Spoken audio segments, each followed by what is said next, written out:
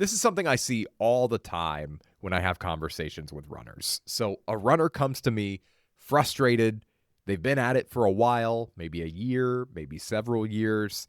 They're consistent. They get out there 3, 4, 5 times a week. They've built up to a respectable weekly mileage. And yet, at some point, they stopped improving. Their 5K time is the same as it was 18 months ago. Their easy pace hasn't changed. They feel like they're working hard, putting in the time, doing everything right, but the results just aren't there. And when I ask them to walk me through a typical training week, a pattern emerges almost immediately. Monday, 4 miles at around an 8:30 pace. Wednesday, 5 miles at 8:30. Friday, 4 miles at 8:30. Saturday, 7 or 8 miles at, you want to take a guess? 8:30. Every run looks basically the same. Same effort, same pace, same distance, give or take a mile or two. And look, that's running. That is definitely running.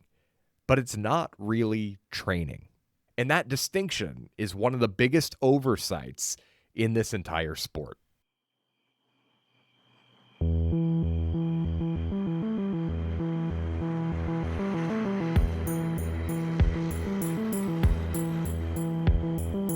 Welcome to the VMAX Running Podcast, where the goal is to help you become a better runner than the one you were yesterday. I'm your host, Coach Brad, and today we're talking about the fundamental difference between running and training. If you've ever felt stuck, if you've ever wondered why all those miles you're running aren't translating to faster times, this episode is for you. Because once you understand this very important distinction, everything about how you approach running as a sport will begin to change. Let's get into it.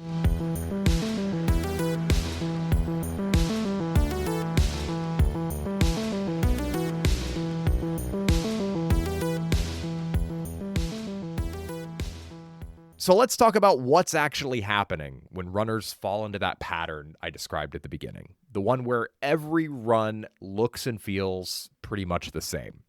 There's actually a name for this in coaching circles. Some people call it gray zone running or running in no man's land, and it's incredibly easy to fall into for a few reasons.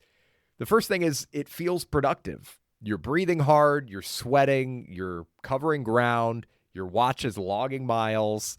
All the external signals are telling you that you're doing something meaningful. The second thing is it feels sustainable. It's not so hard that you dread it, but it's also not so easy that you feel like you're slacking off. It sits right in that comfortable middle zone where you can do it day after day without too much resistance. And third, it's simple. You don't have to think about it. You just lace up and go and do the same run you did yesterday. The problem is this moderate, unchanging effort is almost perfectly designed to produce very little adaptation. You're running too hard to properly recover from harder sessions and too easy to actually push your body into making meaningful physiological changes. It's like trying to build muscle by lifting the same 10-pound weight for the same number of reps forever. After a few weeks, your body figures it out. It adapts to that specific demand. And then, well, nothing. You've reached equilibrium. Your body has no reason to change because you're not asking it to do anything new. This is where you need a little bit of a mindset shift, because right now, if you're in that pattern, you're probably thinking about your running just in terms of volume. I ran 25 miles this week, and that's not nothing. Mileage definitely matters. But the question you need to ask yourself is, what did those 25 miles actually accomplish? What was each run for? Here's the core idea, and I want you to really sit with this. Training means every run has a specific purpose. When you shift from just running to actually training, you stop thinking of your runs as generic units of exercise, and you start thinking of them as tools. Each run is designed to do something specific to your body and your fitness. If you can't answer the question, why am I doing this particular run today, before you head out the door, then you're running, but you may not be training. Now, what are those purposes? At the most fundamental level, every run you do falls into one of three categories. The first purpose is recovery. Some runs exist purely to help your body bounce back from harder efforts. They get blood flowing to tired muscles, they work out stiffness, they deliver nutrients to tissues that are rebuilding. These runs should feel almost embarrassingly easy. The second purpose is improvement. These are the runs that push a specific system in your body: your aerobic capacity, your lactate threshold, your raw speed, your muscular endurance. They create a stress that your body has to respond to by getting stronger or more efficient. The third purpose is maintenance. These runs build and sustain your basic fitness foundation. They develop your aerobic system, make you more injury resistant, and improve your running economy over time. Every run you do should fit into one of these buckets. And the interesting thing is, if you're stuck in that gray zone that we talked about, your runs don't really fit neatly into any of these buckets. They're too hard to be recovery, they're not targeted enough to be specific improvement, and they're not building your foundation as efficiently as they could be. When you train with purpose, you start to see your entire week differently. Instead of, I need to run 5 times this week, you think, I need one long run to build endurance, one tempo effort to push my threshold, one speed session for leg turnover, and a couple of easy runs to recover and maintain my aerobic base. Same number of runs, completely different results. Let's go a little deeper into why this matters, because I think it helps to understand what's actually happening inside your body when you run. Your body is an adaptation machine. It's constantly responding to the demands you place on it. When you stress a particular system, your body thinks, okay, that was hard. I need to be better prepared for that next time. And then it makes changes. But the key is, different types of stress produce different types of adaptation. Your body is very specific in how it responds. When you run at low intensities for extended periods, we're talking easy conversational pace, your body responds by improving its aerobic infrastructure. You grow more capillaries to deliver oxygen to your muscles. Your mitochondria, the little power plants in your cells, increase in both number and volume. Your heart gets more efficient, pumping more blood with each beat so it doesn't have to beat as often. These are foundational changes that make everything else possible. When you run at a moderate to hard effort around your lactate threshold, that pace where things start to feel comfortably hard, you're training your body to clear lactate more efficiently and to maintain harder efforts for longer durations. Your threshold pace actually gets faster, which means what used to feel hard starts to feel more manageable. When you run short, fast intervals, you're building power, but you're also training your neuromuscular system. You're improving the coordination between your brain and your muscles. You're teaching your legs to turn over more quickly and efficiently, and you're also pushing your cardiovascular system to deliver oxygen at higher rates. Each of these adaptations requires a specific stimulus. And if you only ever run at one effort level, you're only ever sending one signal. Your body adapts to that single signal, and then it stops changing because you're not asking it to do anything different. Running performance is often illustrated as a pyramid. Your basic aerobic fitness is the foundation, the wide base at the bottom, and then speed and top-end fitness sit up on top. The bigger your base, the higher your pyramid can go. And building that base requires targeted aerobic training, not just generic moderate running. The runners who improve year after year are consistently expanding that base while also layering in the other types of training at the right times. They're sending their body multiple signals, and their body responds with multiple adaptations. So what does this actually look like in practice? Let's walk through the main types of runs and what each one is designed to accomplish. Easy runs are exactly what they sound like. Runs at an easy conversational effort. You've heard it time and time again. You should be able to hold a full conversation without gasping for air. A lot of runners resist this because it feels too slow. It feels like cheating almost, but easy running is where most of your aerobic development happens. It's the bread and butter of training, and most runners don't run easy enough on their easy days.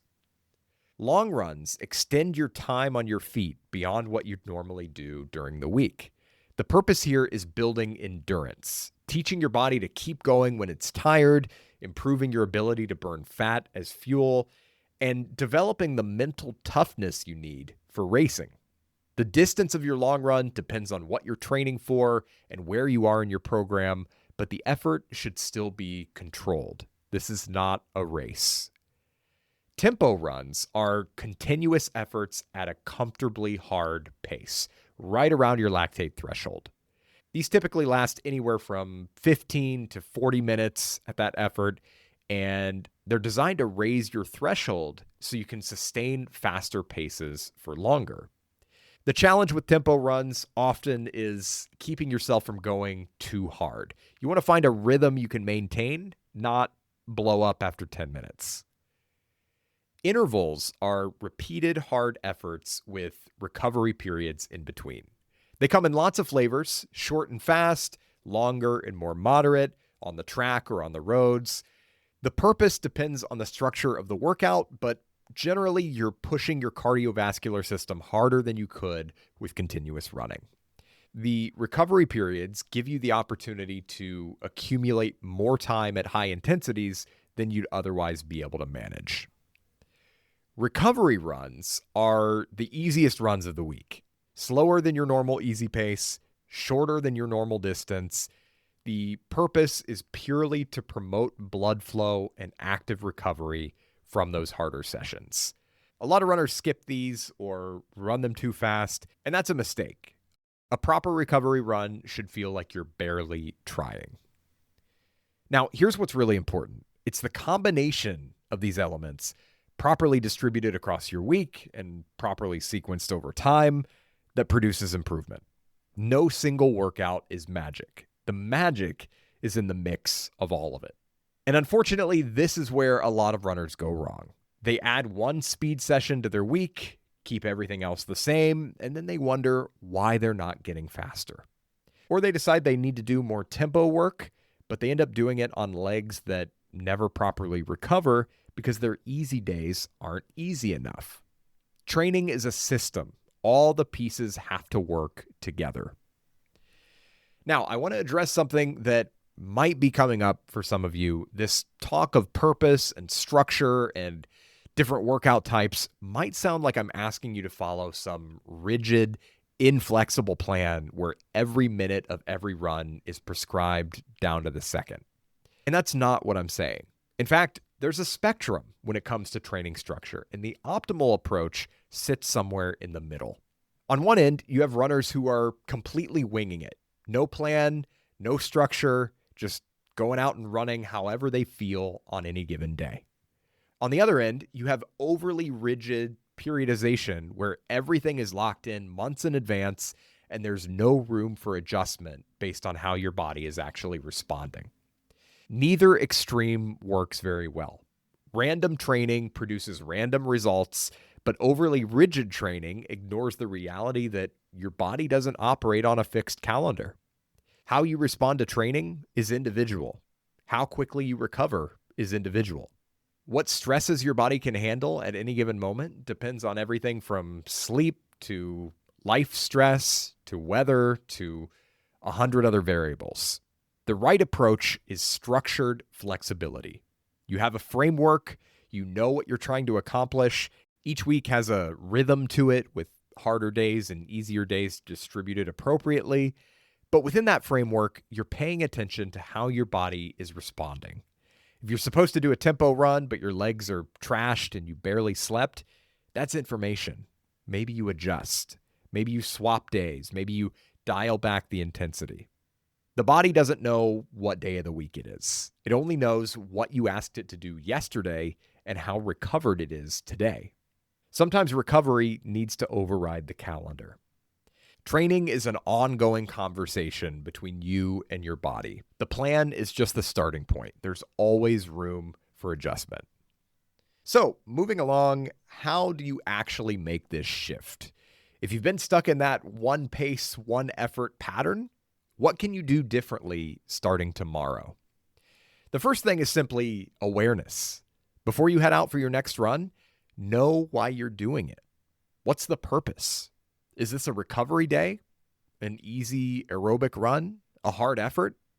You don't need to plan the next 6 months in advance, but you should know what today's run is supposed to accomplish. The second thing is polarization. This is a concept backed by research on trained endurance athletes. Your training should be more polarized than you probably think. That means genuinely easy days and genuinely hard days without too much in the middle. If you're used to running everything at the same moderate effort, this is going to feel strange at first. Your easy days will feel too easy. Your hard days will feel harder than you're used to. But that's the point.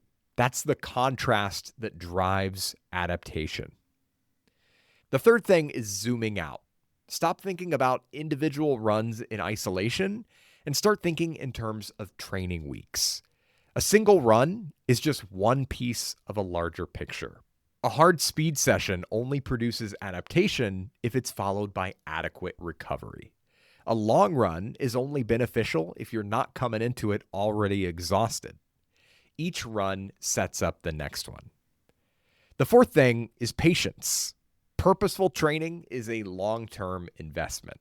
You're not going to see dramatic changes in a week or two, but over months and years, the compound effect of training with intention is profound. Small, consistent improvements stack on top of each other. Runners who train this way have the ability to keep getting better year after year, long after the runners doing random, moderate efforts have plateaued. And finally, give yourself permission to slow down. This might be the hardest one. We have this ingrained idea that faster is always better, that running slow is somehow a waste of time or certain miles are junk miles. But easy running is productive running. Recovery running is productive running. You're investing in your ability to go hard when it actually matters. I want to leave you with this thought. Running is a beautiful thing on its own. The simple act of putting one foot in front of the other, moving through space through nothing other than the power of your own body, there's value in that, regardless of pace or purpose or anything else. I don't want to take that away from anyone. But if you want to improve, if you want to run faster, race better, see what you're really capable of, then running isn't enough. You need to train. And training means intention. It means purpose. It means understanding that every run is a signal you're sending to your body, and your body will respond to that signal in predictable ways. You already have the consistency. You already have the commitment to running. Now it's time to add the strategy. And if you're thinking, okay, I get it, but how do I actually build a plan that does all of this? That's exactly why we're working on the VMAX app. A personalized training plan that takes everything we've talked about today, the purpose behind each run, the right mix of workout types, the structure that fits your life and meets you exactly where you are right now, and education through all of that. It's coming soon, and if you want to be the first to know when it launches, head over to vmax.run, enter your email, and I'll let you know when the app is available.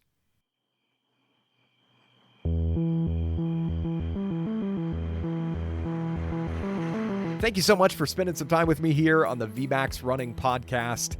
I really hope it's been valuable. If you did enjoy this episode, as always, I would really appreciate it if you could leave a nice rating or review on the podcast platform of your choice.